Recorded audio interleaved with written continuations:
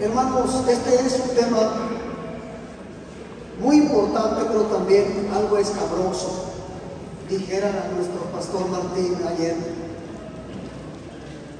que puede caer cierta controversia para quienes somos nuevos en el tema. Pero vamos a ponernos de pie tantito, por favor. Estírese, estírese.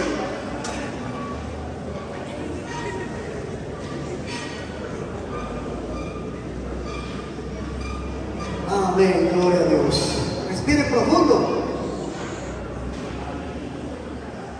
No traigo diapositivas, le voy a pedir que me ayude con algunos textos bíblicos. Amén.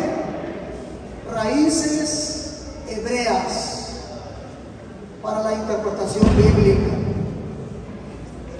o dicho de otra manera, raíces hebreas de la fe cristiana para poder interpretar mejor las escrituras. Amén. Sentémonos, hermanos, gloria a Dios.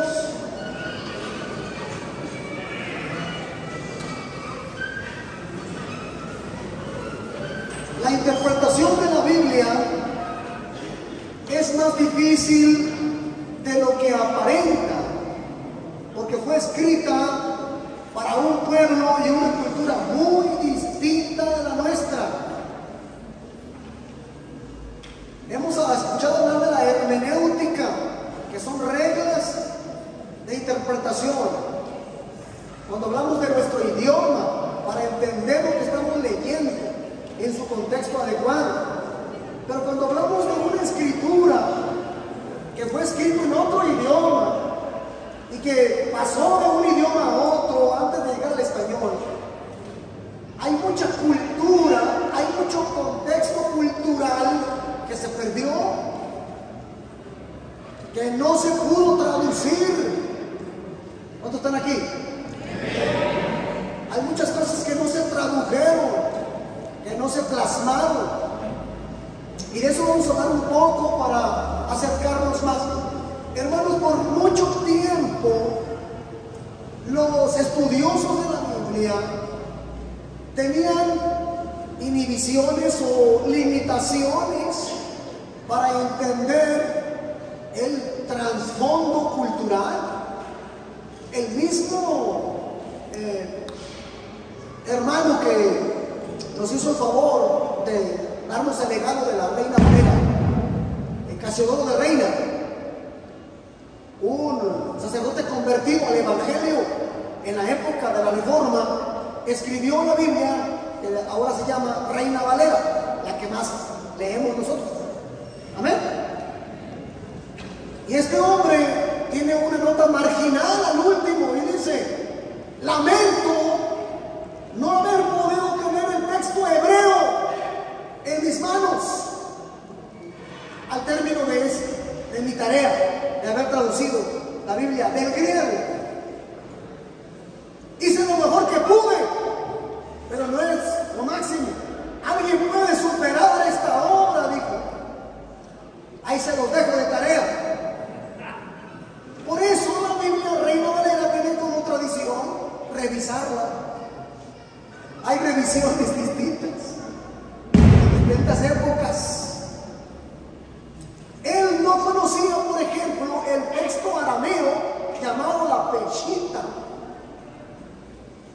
que significa la pura. No conocía eso. Por mucho tiempo nuestra hermenéutica fue limitada, ¿me entiende? Y por esa razón es importante ahora que el mundo está globalizado y que tenemos a Israel aquí cerca, gracias al internet, que el Estado de Israel en 1948 volvió a surgir milagrosamente, porque era un pueblo que para muchos teólogos, escuche, para muchos estudiosos, Israel era un pueblo desaparecido, un pueblo que ya no existía y un idioma que ya no se hablaba. Amén. Gloria a Dios. Ya no se hablaba. ese idioma. Según muchos, es judío. Entonces, se dio por hecho, hermanos, entre otras cosas, algunas verdades a medias que se convirtieron en paradigmas. Un paradigma que yo aprendí en el seminario es que todo el Nuevo Testamento fue escrito de primera mano en griego. Un paradigma que aprendí erróneamente es que el Nuevo Testamento fue escrito en griego. Fíjense, vamos a hablar de una contradicción aquí, porque el Antiguo Testamento fue escrito en hebreo y de repente el Nuevo Testamento se escribe en otro idioma distinto al idioma que le dio Dios a su pueblo Israel. Pero el Mesías era judío y sus seguidores eran judíos, sus apóstoles eran judíos y estaban en Israel, y el Señor vino a los suyos, no vino a los griegos. Entonces, ¿qué pasa? Ahí tenemos un anacronismo, una enseñanza falseada, y no de adrede, un error porque creyeron, porque no existían textos hebreos. Roma, en la persecución, Roma, el imperio romano persiguió a los primeros cristianos, pero los primeros cristianos eran judíos. ¿Estamos de acuerdo? Y al perseguirlos quemaba sus escritos, pero los escritos que estaban en griego no los quemaban.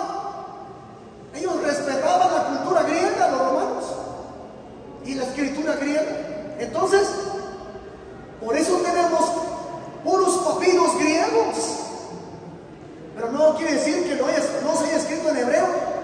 Miren, por favor, vaya conmigo a Romanos capítulo 3. Esto es fundamental para los que estudiamos la Biblia, entender el contexto cultural en la que fue revelada la palabra de Dios. Amén. El apóstol Pablo pregunta una pregunta retórica. Versículo 1: ¿qué ventaja tiene pues el judío? Eso me preguntó un pastor en una junta pastoral que tuvimos. Eran puros pastores trinitarios y yo como frijol prieto en el arroz. Y algún pastor tuvo detalle de decir: les presento al pastor Daniel, es judío. No, yo no soy judío. A lo mejor tengo ascendencia judía, pero soy más mexicano que el nopal. Pero así me presentaron, pues, porque guardo fiestas y me identifican como judío. Le presento al pastor fulano, al pastor Daniel, es judío. Y entonces el otro me menospreció y dijo: ¿qué ventaja tiene el judío? ¿Qué ventaja tiene el judío? Nosotros tenemos la gracia. Ya me senté con él, le leí Romanos capítulo 3, versículo 1. Pablo preguntó lo mismo. Le dije: mire, ¿qué ventaja tiene el judío? ¿Tendrá alguna ventaja el judío, hermanos? ¿O de qué aprovecha la circuncisión? Y la respuesta es: mucho. Pablo no menospreció eso. Pablo dijo: tiene mucha ventaja. Primero, ciertamente, que les ha sido confiada la palabra de Dios. Alguien dirá: a nosotros también. No, lo que quiere decir el texto es que a ellos les fue revelada, a esa nación les fue revelada en ese idioma y en ese contexto cultural. Dios les dio la custodia de la palabra de Dios. Les dio la custodia. ¿Sabe qué quiere decir eso? A ellos les encargó la palabra. Gloria al Señor. Entonces, déjenme brincarme algunos textos.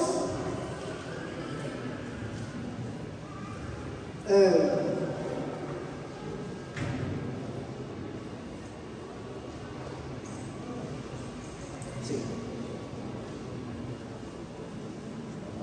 Atrás, hermanos, el capítulo 2 es el contexto de este texto que hemos leído.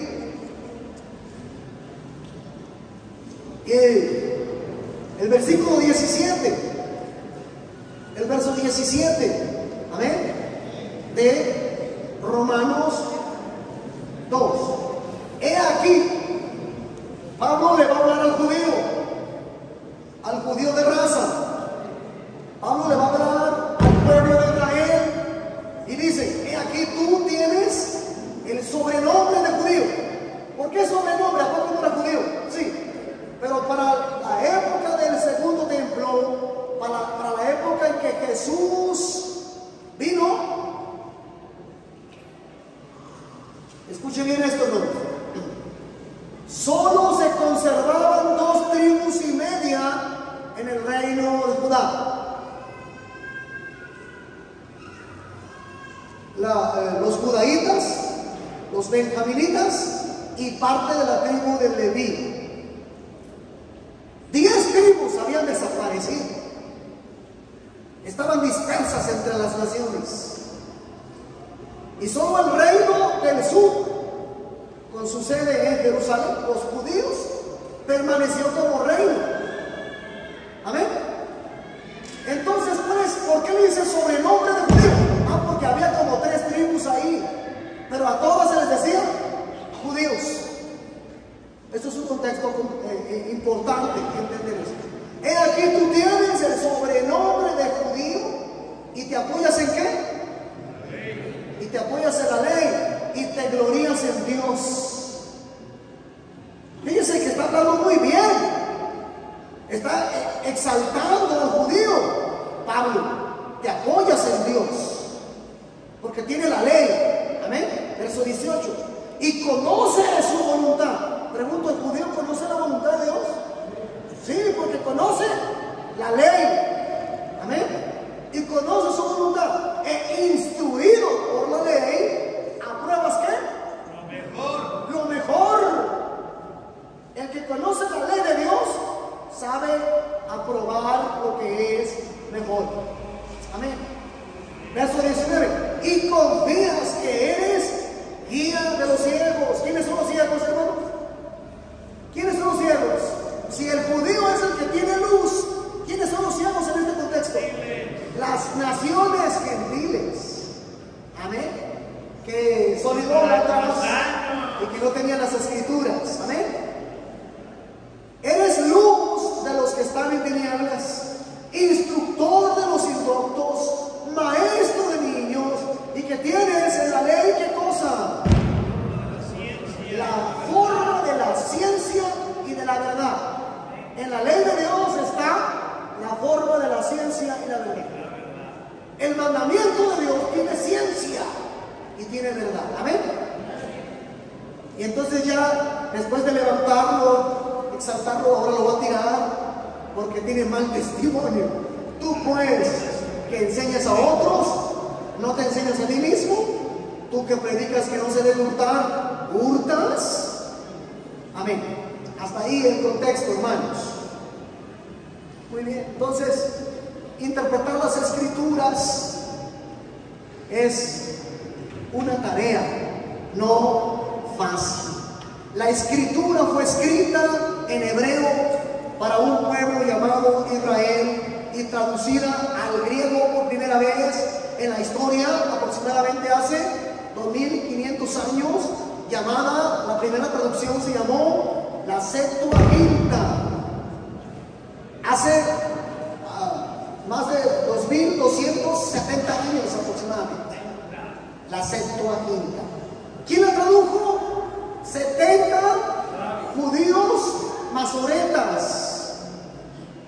Había una comunidad que vivía fuera de Israel, allá en Egipto, una gran comunidad de judíos que por mucho tiempo dejaron de hablar el hebreo y fue necesario traducirles la Biblia al griego.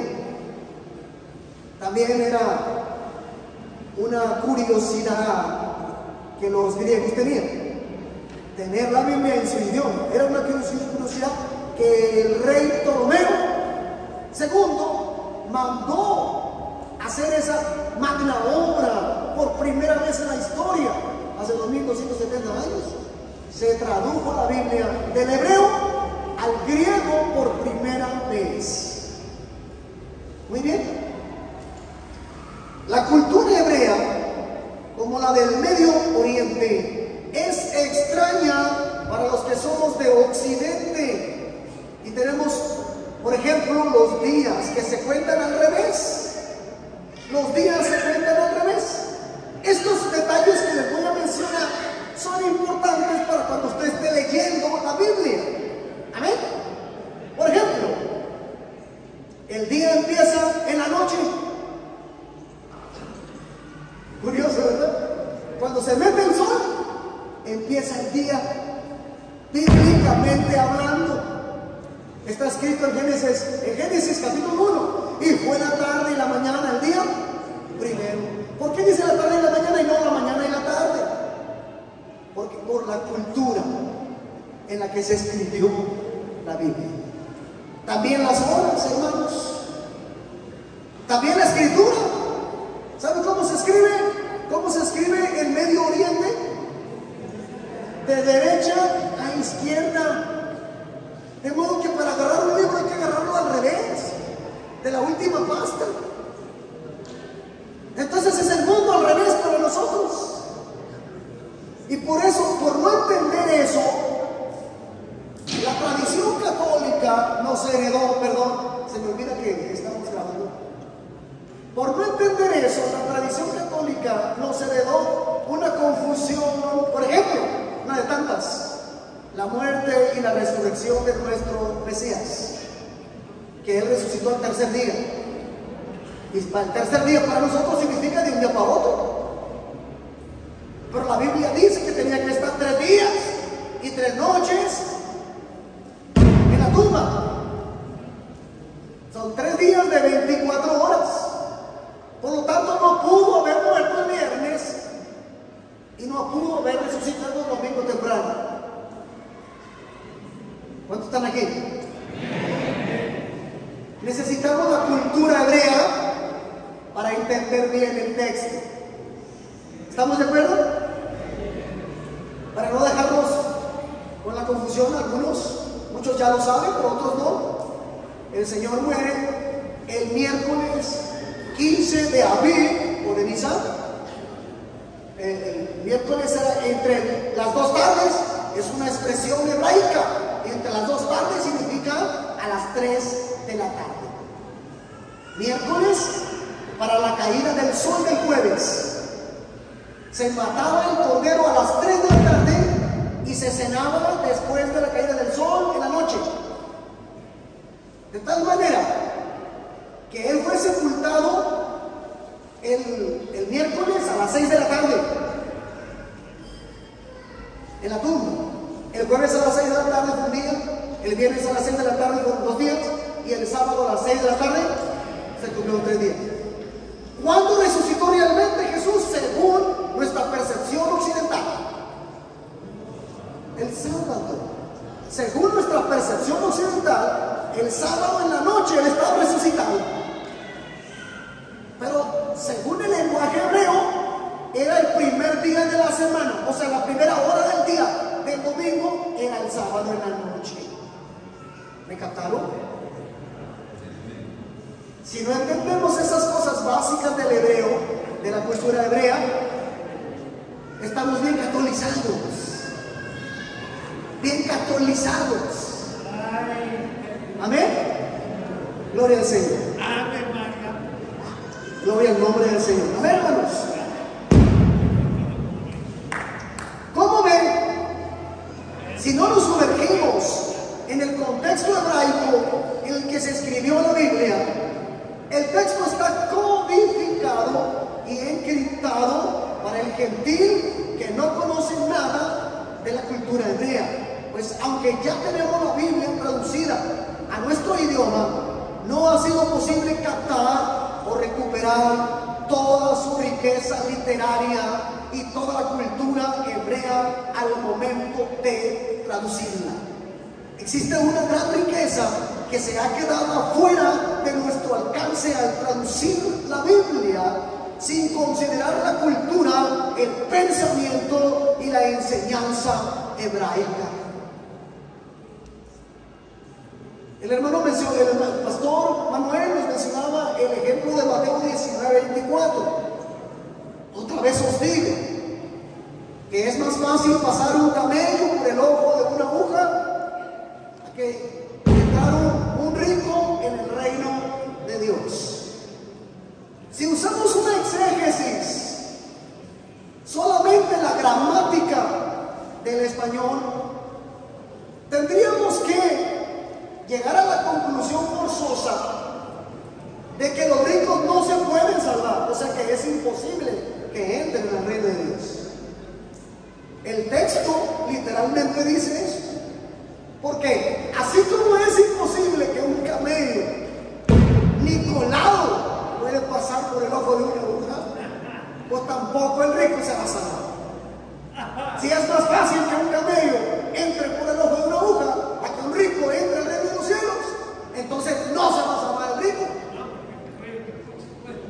Pero Abraham fue rico.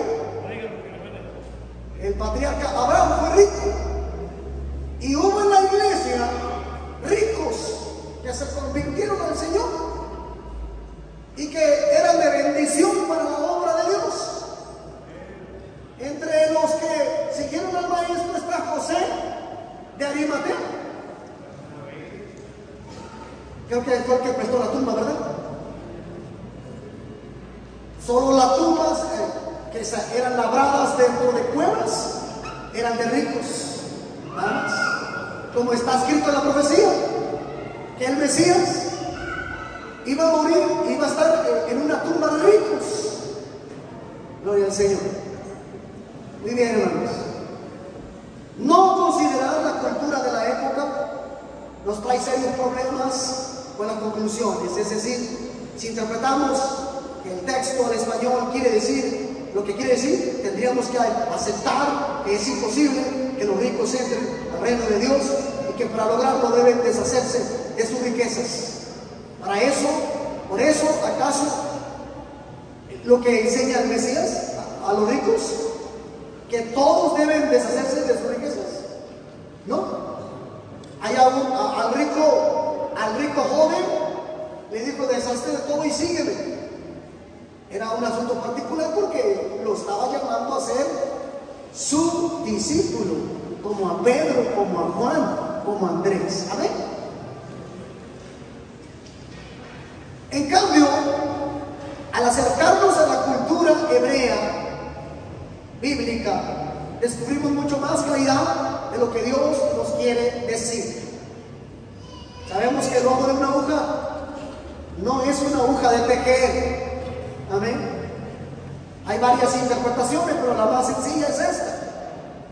Los tianguistas que vendían camellos, la entrada de la carpa de los camellos se llamaba ojo de aguja.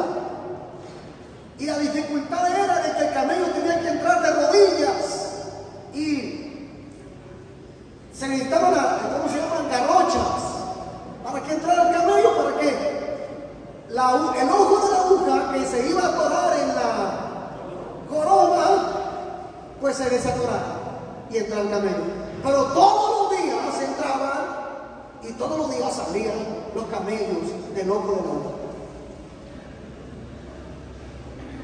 Cambiaban de lugar para ir al tianguis. Ahora vamos a ponernos allá. Se llevaban a todos sus camellos y entraban a la carpa y salían de la carpa todo el tiempo. Cualquiera que no trabajara en eso, como los tianguistas de ahora, que levantan sus carpas de volada. Yo necesito medio día para levantar una carpa, pero ustedes lo hacen en unos minutos. Es dificultoso para algunos. Amén. Muy bien. Bueno, ya me excedí mucho en ese ejemplo. Vamos a continuar. Es tan rico la cultura que el Señor le dio a su pueblo Israel. tan rica la cultura. Hermanos, nuestra cultura mexicana, usted sabe de dónde viene, ¿verdad? Sabe que muchas de las cosas que hacemos tienen raíces en el paganismo. ¿Cuántos lo saben? Hasta los tamales. ¿Cómo se llaman allá en San Luis, hermano, los tamales? Esos tamales gigantes. Zacahuil. ¿Sabe de dónde salía, verdad? Mataban a algún enemigo en la guerra. Y al enemigo caído se lo refinaban en tamal. Y de ahí viene el zacahuil. Después se hizo de puerco, pero primero era de humano. Bien, tenemos muchas raíces paganas. Las pirámides eran adoración al sol. Nuestro calendario azteca, del cual presumimos a nivel mundial, es un anatema. ¿Sí o no? ¿Sabe usted qué es un anatema? Usted no lo puede tener ahí como, allá en la mera sala. Si usted conoce la raíz de donde viene el calendario azteca, usted no lo tendría, porque es un anatema. Amén. Pero la cultura hebrea es una cultura santa. Dios cultivó esa cultura desde que los escogió como su pueblo. Cultivó esa cultura por generaciones. De tal manera que el apóstol Pablo, por ejemplo, en la escritura menciona en 2 de Timoteo 2:20, en una casa grande no solamente hay utensilios de oro, de plata, sino también de madera, de barro, unos para usos honrosos, otros para usos viles. Y en la cultura hebrea existen vasos diferentes que sus nombres son seguros: vasos de honra, vasos de misericordia, vasos para usos viles, vasos limpios o quebrados, vasos para ira, vasos escogidos. Y todos esos vasos tenían una aplicación hermosa. Se los voy a resumir, porque la Biblia habla de esos 5 tipos de vasos. Y el que no conoce la cultura hebrea dice, pues ¿de dónde se sacó Pablo esos vasos? Se los sacó de la cultura hebrea. El judío en su casa tenía jarrones, fuera de su casa se llamaban vasos de honra. Si alguien venía de lejos a visitarlo, encontrara o no al casero, esos vasos les proporcionaban algo. No está el casero, pero aquí me dejó afuera un jarrón de agua, vasos de honra. Se honraba la visita de esa manera. Pero los que vivían afuera del pueblo, en los cruceros, ponían allá en el crucero jarrones, varios jarrones con agua, para los que no entraban al pueblo, iban más lejos, pudieran beber agua. Eran vasos de misericordia. Los vasos quebrados se llamaban en la Biblia vasos limpios, que tenían que ir a ser reparados a la casa del alfarero. ¿Sabe dónde paraban? Esos paraban en el templo. La gente los usaba de recipientes para llevar sus diezmos de granos. Los levitas amontonaban muchos, y ya que eran muchos, se los llevaban al alfarero para que los reparara. Y ya reparados, podían venderlos y sacarle provecho para el uso del templo. Vasos limpios. Y Pablo dice, si alguno se limpia de estas cosas, será un vaso útil, preparado para toda buena obra. Y todo eso tiene aplicación en nuestras vidas. Un vaso de honra, ya lo dijimos, el vaso de deshonra son los botes de basura. Y en la iglesia tenemos vasos para usos viles, de deshonra. Son los consejeros, los ministros de liberación, los pastores que están recibiendo. Tanta cosa que los hermanos le dicen, que tiene que venir a tirarlo al altar, soltar esas cargas que el pueblo le da. Amén. Entonces se escucha, yo no soy un vaso de deshonra. No, es que un vaso de deshonra es para uso vil, para depositar. Amén. Pablo dice en la escritura: instrumento escogido me es este, vaso escogido. En la cultura, un vaso escogido era aquel que el alfarero hacía muchos jarrones, los cocía en el horno, y de vez en cuando, rara vez, salía un vaso, los colores especiales que el fuego le habían dado, y de esa forma era un vaso único. Lo guardaba, lo metía allá al oscurito para que no le diera el sol y conservara sus colores, hasta que llegara un comprador exigente y se lo comprara, porque iba a tener una boda o algo especial y quería lucirlo en su sala. Vaso especial, vaso escogido. Pero mientras tenía que estar solo en el anonimato. Así estuvo Pablo, ¿verdad? 14 años recibiendo revelación solito por allá en Siria, hasta que el Señor lo pulió y lo mandó a trabajar a la obra. Amén. Gloria al Señor. Estos son uno de los ejemplos de lo que le podemos extraer a la Biblia, teniendo la cultura en cuenta. Gloria al nombre del Señor.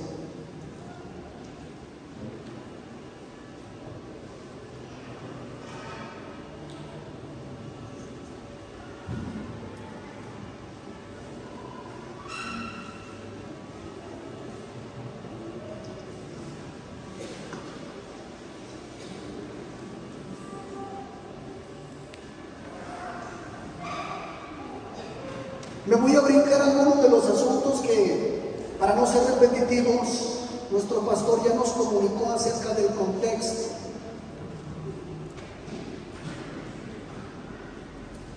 Vamos a ver, por ejemplo, que en la exégesis, en teología tenemos una palabra o dos palabras. Una es exégesis y la otra es eisegesis.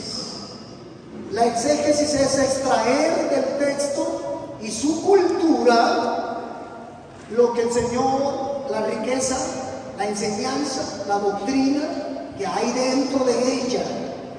Eso es exégesis. O sea, es como en un laboratorio, se agarra el animalito y se descuartiza para conocerle sus entrañas y ver de qué está hecho. También le sucede eso en hermenéutica. Se analiza el texto culturalmente, su texto histórico, su contexto cultural, su contexto idiomático, etc., para extraer lo que adentro hay. Eso se llama exégesis. Extraer lo que hay adentro. Un ejemplo de exégesis es una palabra griega, hermanos. Es cuando alguien va al mar y pesca. De repente saca un marlín, lucha con él media hora hasta que lo cansa y lo saca y se toma una foto con él. Eso es exégesis. Lo sacó del mar, lo pescó. Pero la palabra eisegesis es otra palabra griega que significa meter mis ideas al texto. Meter algo que no estaba en el texto. Amén. Un ejemplo: si yo voy a un lago y quiero pescar un pez, pero de repente algo jaló, ¿verdad? Se atoró y es una llanta de carro que la saqué del mar o del río, pero esa no va ahí. El río y el mar no producen llantas, ¿verdad que no? Pero alguien la metió. Alguien la metió allí. Amén. Un ejemplo, hermanos, con todo respeto, si hay algún trinitario aquí, una interpolación, la interpolación de Mateo 28, 19. Ir a ser discípulos en todas las naciones, bautizándolos en el nombre del Padre, del Hijo y del Espíritu Santo, enseñándoles que guarden todas estas cosas que yo les he mandado. Y aquí yo estoy con vosotros todos los días hasta el fin del siglo. Hay una exégesis ahí, o sea, alguien metió mano negra al texto. El texto no decía eso. texto solamente decía: hagan discípulos y bautícenlos en mi nombre con el poder del Espíritu. Eso es todo lo que decía el texto. Pero esa interpolación sucedió más allá del siglo II para poder apoyarse en la idea de que hay tres personas en la divinidad. Usted y yo sabemos, los que somos estudiantes, los apostólicos, sabemos que no hay un solo texto de la Biblia ni un solo ejemplo de alguien que haya sido bautizado en los tres títulos, porque ese bautismo no existía en ese tiempo. Fue en el desarrollo histórico de la teología cristiana, fue cuando los padres de la Trinidad, Tertuliano, el padre de la Trinidad, fue el que empezó a explicar que había tres personas en Dios. Para muchos trinitarios no saben que Tertuliano, al final de sus días, terminó siendo apostólico. Rectificó su error y se bautizó en el nombre de Jesucristo, el Padre de la Trinidad. Eso no saben los trinitarios. Ven, gloria a Dios.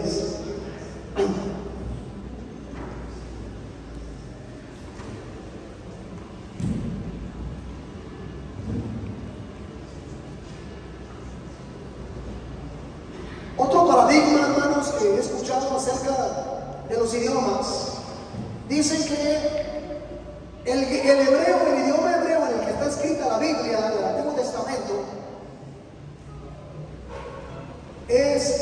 hay otro idioma como el arameo que es primo del hebreo. Son idiomas muy parecidos, participan de las mismas raíces idiomáticas, y los estudiosos dicen y fallan en el pensar que el arameo fue un idioma antecesor del hebreo. Y la confusión consiste en que en la época de Yeshua los judíos habían regresado de la cautividad de Babilonia de 70 años y en su mayoría ya no hablaban hebreo. Pero vamos a ver la importancia del hebreo bíblicamente hablando. Hermanos, Abraham podía hablar con sus vecinos de habla aramea Sin embargo, la traducción judía nos proporciona argumentos sólidos para la base del idioma hebreo que Abraham habló. Número 1, Dios creó el universo por medio de la palabra. ¿Cuántos saben eso? Lo dice Pablo o el escritor de los Hebreos. Por la fe entendemos haber sido constituido el universo por la palabra de Dios. De modo que se ve, fue hecho de lo que no se veía. ¿Cómo hizo Dios el universo? Hablando la palabra. ¿Cómo la habló, hermanos? Tuvo que haber tenido un idioma. ¿Sí? ¿En qué idioma lo habló? Tenemos en el texto hebreo la palabra Bereshit, Aleph, Tau, que significa en el principio. El principio creó los cielos y la tierra. Pero hay un artículo, Aleph Tau, que es la primera y la última letra del alfabeto hebreo. Es como decir, en el principio, de la A a la Z, Dios creó con eso los cielos y la tierra. O sea, que Dios usó el idioma hebreo, el alfabeto hebreo, desde la Aleph a la Tau, para crear los cielos y la tierra. La creó en hebreo.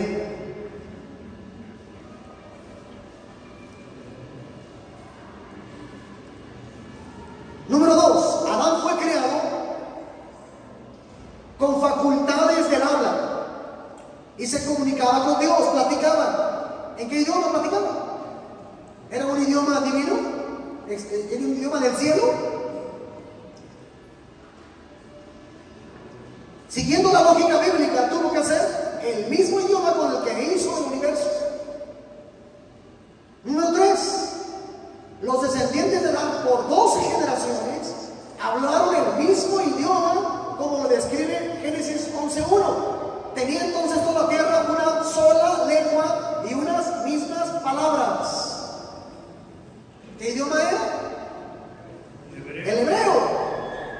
Número 4. Cuando Dios confundió las lenguas a los habitantes del valle de Siná, a la torre de Babel, fueron dispersos por todo el mundo. Abraham, que contemporáneo del rey Nimrod, el monarca, no vivía en tal ciudad. Él vivía en las montañas y por lo tanto no fue afectado con el cambio de lengua, con lengua extraña. Abraham y sus parientes vivían en las montañas, fuera del sistema del gobierno de Nimrod.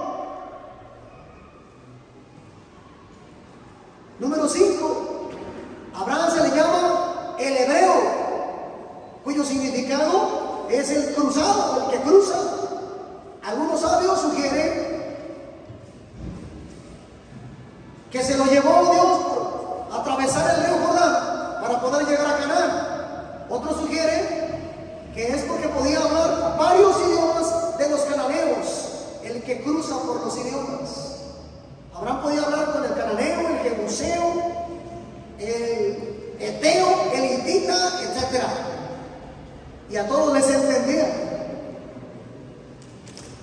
Número 6.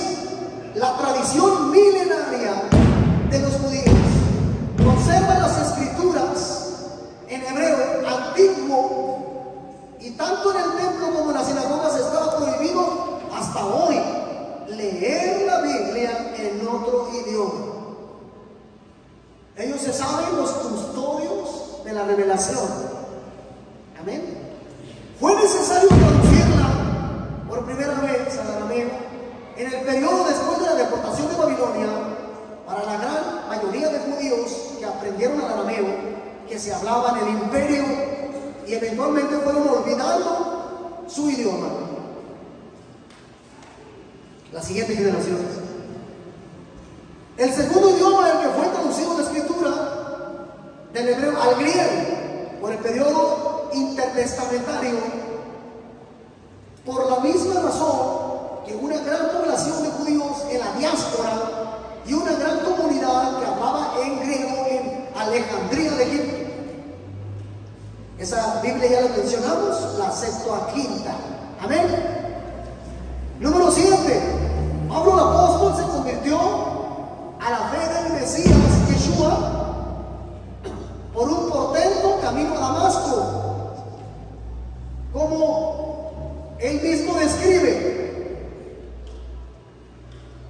un resplandor más fuerte que el sol al mediodía lo cegó, y una voz en lengua hebrea me habló. ¿Sabe que Pablo era políglota?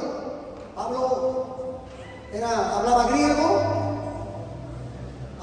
probablemente hablaba latín, hablaba hebreo y arameo. Yeshua le pudo haber hablado en griego, pero Yeshua prefirió hablarle en hebreo. Amén. Le habló en hebreo. En lengua hebrea me habló y me dijo: Saulo, Saulo, ¿por qué me persigues? ¿Quién eres, Señor? ¿Sabes cómo lo dijo en hebreo? ¿Quién eres, Señor? En hebreo, hermanos, en griego la palabra Señor es Kurios, Señor. Jesús puede ser un Señor, pero en hebreo es Adonai. Y él le dijo: ¿quién eres, Adonai? Porque era la voz divina la que le estaba hablando. Era Dios el que le estaba hablando. ¿Quién eres, Adonai? Y Yeshua le contestó: yo soy Yeshua, a quien tú persigues. Yo soy Yeshua, le dijo en lenguaje. No le dijo en español: yo soy Jesús. Amén. No le dijo en tarahumar, ni en griego: yo soy Jesús. Le dijo en hebreo: yo soy Yeshua, a quien tú persigues. Ya vamos a terminar, hermanos. Solo quiero compartirles que en el pueblo hebreo hay 4 niveles de interpretación para las Escrituras. 4 niveles. Número 1, el nivel Peshat, que quiere decir el nivel simple. Número 2, el nivel Remes, que quiere decir el nivel de buscar pistas. Número 3, el nivel Tarash, que quiere decir investigar. Y número 4, el nivel más alto, el nivel Sof, secreto. La misma escritura, cada pasaje de la escritura puede tener 4 niveles de interpretación. El nivel simple, que es el literal. Número 2, el remes, que es lo que está más allá del texto, las pistas que Dios te quiere dar. Número 3, el drash. Voy a explicar, hermanos, el drash rápidamente. Los escritos de Mateo, por ejemplo, en el Nuevo Testamento, los evangelios sinópticos están escritos en un estilo drash. Es el estilo hebreo drash. Por ejemplo, Mateo dice: y esto se cumplió lo que dijo el profeta cuando dijo: de Egipto llamé a mi hijo. El judío antimesiánico, anti-Yeshua, te dice: ustedes malinterpretan la Biblia mal, porque el profeta jamás profetizó eso, y es verdad. El profeta Oseas nunca profetizó que el Mesías Dios lo llamaría de Egipto. Nunca dijo eso. Si usted va al profeta, a lo que dice el profeta Oseas, dice: y yo amé a mi hijo Israel, y de Egipto llamé a mi hijo. Y se está refiriendo a Israel. Amén. Cuando tú no entiendes el nivel en el que se escribió Mateo, te pillan y te dicen: ya ven, ustedes los cristianos interpretan mal las escrituras. Por eso Jesús no es el Mesías. Pero cuando entendemos que lo que dijo el profeta se cumple en un nivel drash, el profeta no profetizó, sino que dijo el profeta: de Egipto llamé a mi hijo, eso tiene un nivel de interpretación más alto. De la misma manera, si iba a cumplir en Yeshua, iba a ser llamado de Egipto. Amén. Muchas cosas escritas en el Nuevo Testamento que no concuerdan con profecías bíblicas están escritas en nivel drash, de donde viene la palabra midrash, que son escritos antiguos que explican los escritos de la palabra de Dios. Y en último nivel, de alguna manera, nosotros lo mencionamos, ¿verdad? Cuando Dios revela las escrituras en nuestra vida, en nivel son. Eso apenas es la instrucción, hermanos. Les agradezco su tiempo.